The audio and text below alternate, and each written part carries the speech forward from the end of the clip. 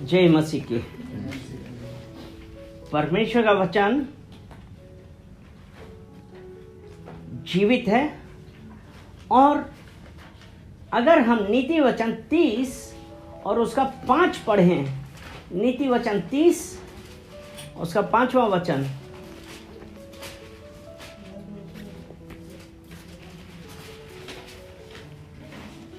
परमेश्वर का एक एक वचन ताया हुआ है और वह अपने शरणागतों की ढाल ठहरा है। परमेश्वर का एक एक वचन ताया हुआ है। इंग्लिश में है, every word of God is pure, he is a shield to those who put their trust in him. परमेश्वर का एक एक वचन, यानी कि जो परमेश्वर ने कहा है, और क्या था, वह अपने शरणागतों की ढाल ठहरा है। वो परमेश्वर आज उसने कहा है हम आपको बचाएंगे, हम आपकी रक्षा करेंगे, वो परमेश्वर का वचन है।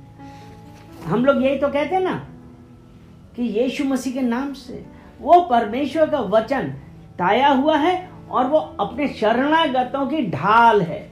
यानी कि ढाल का क्या काम है? ढाल है हमको शत्रु के तीरों से बचाने के लिए। कोई भी अटैक, अभी हम लोग देखते हैं ना, वो बुलेट प्रूफ जैकेट पहन ली है। तो बुलेट प्रूफ जैकेट का क्या मतलब है? यानी कि गोली आएगी वो नहीं लगेगी, क्योंकि वो ढाल उसने बनाई हुई है ये। और जो परमेश्वर पे विश्वास करते हैं तो परमेश्वर का वचन उनके लिए ढाल है। हालेलुया। तो आज जब हम उस परमेश्वर पे विश्वास करते हैं, उसकी आज्ञाओं पे चलते हैं, ये विश्वास रखिए कि परमेश्वर का वचन हमको बचाने के लिए आया है। और जब हम पढ़ते हैं इसका, यही नीति वचन उसका 16 का 7,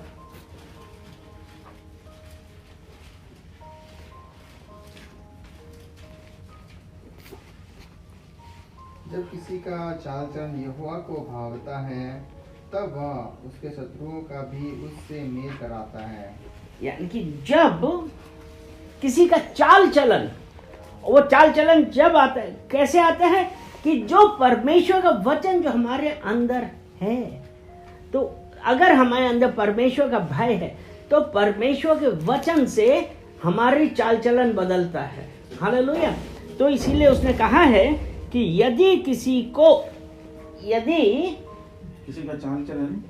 का चाल चलन यहोवा को भाता है, अर्थात जब आपका और मेरा चाल चलन परमेश्वर को भाएगा तो वो हमारे शत्रुओं को भी क्या करेगा? उनसे मेल करा देगा। वो परमेश्वर, क्योंकि उसने कहा है ना कि उसका प्रत्येक वचन ताया हुआ है और वह अपने शरणागतों की ढाल ठहरा हुआ है। और जब ढाल है तो यहाँ पे उसने क्या कहा है कि वो अपने हमारे शत्रुओं से भी मेल कराएगा, क्योंकि उसके वचन की वजह से हमारा चाल चलन सही है। हालेलुया। इसीलिए रोमियो 12:2 में कहा है कि इस संसार के सदृश ना बनो। जब हम इस संसार के सदृश नहीं बनते हैं, परमेश्वर के भय में चलते हैं, तो आप विश्वास रखिए कि आपका जो शत्रु लोग भी है ना, उनसे परमेश्वर आपका मेल मिलाप कराएगा। इसी में रोमियो में ही लिखा है,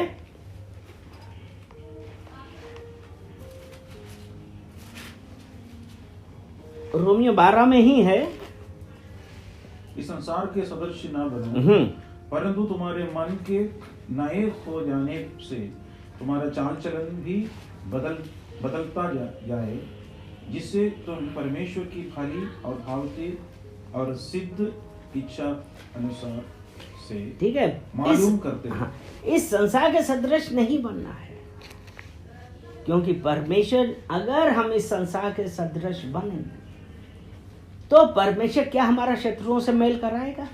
नहीं, क्योंकि परमेश्वर का एक एक वचन ताया हुआ है, वो अपने शरणागतों की ढाल है।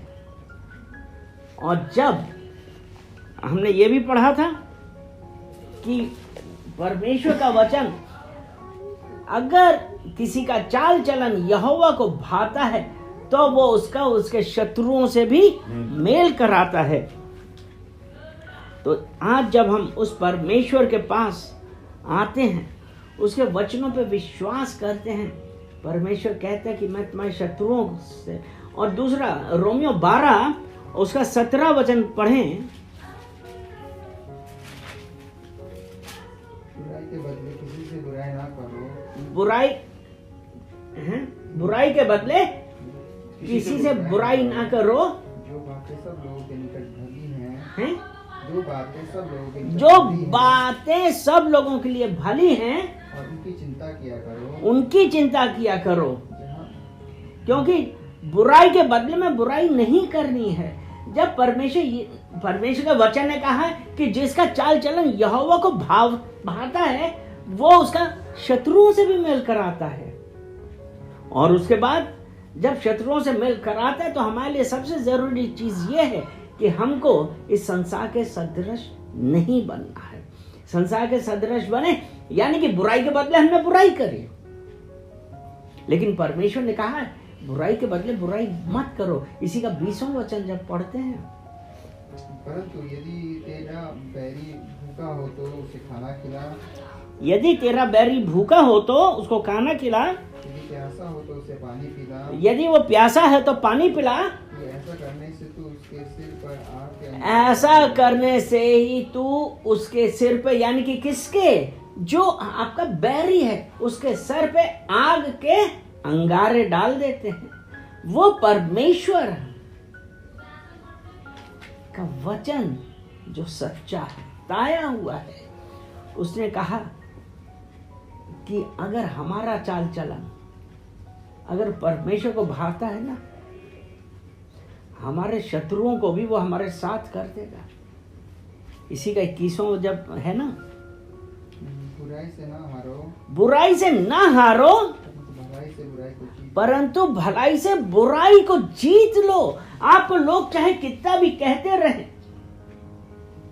लेकिन परमेश्वर ने कहा है अपने शत्रुओं से प्रेम करो। हालेलुया।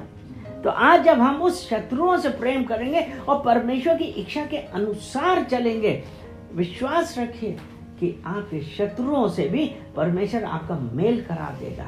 आज हमारे जीवन में कितनी बातें होती हैं, हमको फटाफट क्रोध आने लगता है, और जब वो क्रोध आता है तो हम परमेश्वर की भली और भावती इच्छा में नहीं होते हैं, हम इस संसार की तरह हो जाते हैं। तो हमारे बीच में और संसार वालों के बीच में क्या फर्क हुआ? हम भूल जाते हैं कि हमारे परमेश्वर ने हमको अपना लहू देके छुड़ाया है। हालेलुया।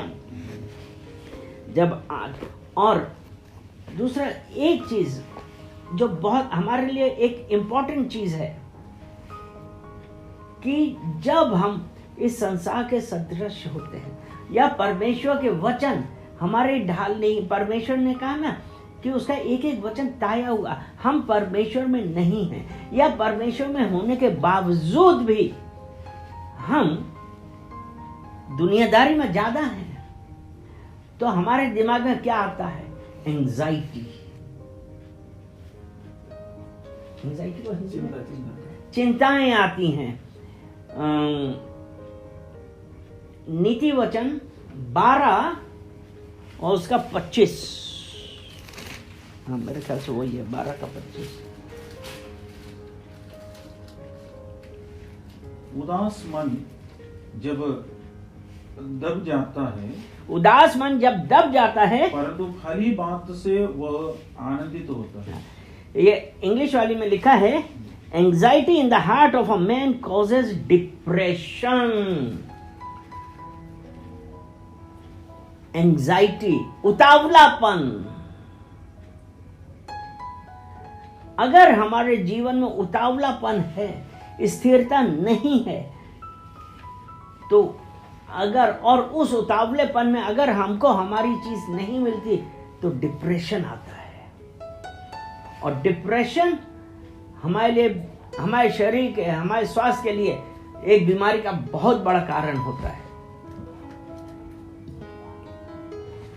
जैसे हम लोग अक्सर जब गाड़ी जाते हैं ना, हम कहा देखो कितने लोगों में कितना एंजाइटी है, कितना वो है, छोटे छोटे रास्ते से घुमा के लेके जा रहे हैं, एंजाइटी है एक वो है। और यहाँ पे जो हमारे अंदर आती है एंजाइटी, उससे डिप्रेशन आता है। लेकिन भला क्या है? उदास मन दब जाता है, उदास मन दब जाता है, परंतु भली बात से वो आनंदित होता है। परंतु भली बात से वो आनंदित होता है। और वो भली बात क्या है? और वो भली बात है परमेश्वर के प्रति हमारा प्रेम। क्योंकि इसलिए अगर आप उस परमेश्वर के साथ, परमेश्वर पे विश्वास कर रहे हैं, विश्वास रखे, परमेश्वर आपको एंजाइटी नहीं देगा, उदासी नहीं देगा। क्यों?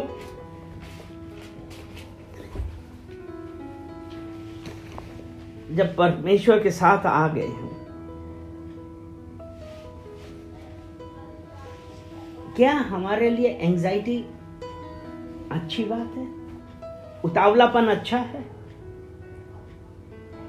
परमेश्वर ने तो कभी हम लोगों को नहीं बोला कि तुम उतावले हो। हम इस उतावलेपन में परमेश्वर के मार्ग से भटक जाते हैं।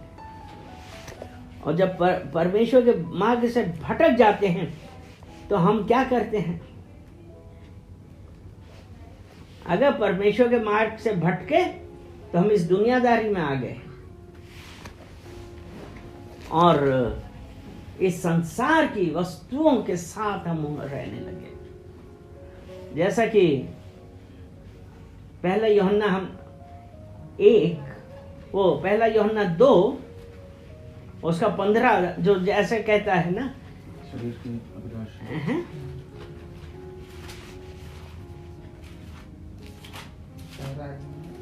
2:15 तुम ना तो संसार से और न संसार की वस्तुओं से प्रेम रखो। तुम ना तो संसार से और ना संसार में की वस्तुओं से प्रेम रखो। यदि कोई संसार से प्रेम रखता है, हैं? यदि कोई संसार से प्रेम और रखता है, यदि कोई संसार से प्रेम रखता है तो उसमें पिता का प्रेम नहीं है। यानी कि और ये कैसे आता है? ये हमारे अंदर जो एंजाइटी है, उतावलापन है, उसकी वजह से हम परमेश्वर के प्रेम से दूर होते हैं। इसने कहा ना, संसार में की वस्तुओं से प्रेम मत रखो। हमारी आंखें कहाँ फोकस होनी चाहिए? हमारी आंखें परमेश्वर की ओर दृष्टि करिए। परमेश्वर आपको निकालने वाला है। उसने कहा ना, जब परमेश्वर ने, जो हमने अभी क्या पढ़ा था, ये नीति वचन 30:5 से क्या पढ़ा था हमने? परमेश्वर का वचन ताया हुआ है। परमेश्वर का वचन ताया हुआ है। परमेश्वर का वचन प्योर है। वो विश्वासियों के लिए, जो उसे भय खाते हैं, उनके लिए एक ढाल है। तो ये जो अगर आपके अंदर एंजाइटी है, अगर आपका प्रॉब्लम है, परमेश्वर से कहिए। परमेश्वर ने कहा कि उसका वचन जो ताया हुआ है, उसने कहा कि वो परमेश्वर जब हमारे लिए ढाल है तो वो हमको हमारी दुष्टों से रक्षा करेगा, बीमारियों से रक्षा करेगा। लेकिन हमको परमेश्वर के वचन पता तो होने चाहिए। हालेलुया। इसलिए आज जब हम उस परमेश्वर के साथ चलेंगे तब विश्वास करिए। और परमेश्वर का वचन हम किस प्रकार कर सकते हैं? परमेश्वर से भय खाइए। जब अगर हमारे अंदर परमेश्वर का भय है, तो अगर जब हमारे अंदर the fear of the Lord is the beginning of wisdom. परमेश्वर का भय मानना बुद्धि का प्रारंभ है। और वो बुद्धि का, परमेश्वर का भय मानने से बुद्धि का प्रारंभ है। और परमेश्वर के भय मानना हमारे जीवन के दिन भी बढ़ाता है। ये नीति वचन 10:27 10:27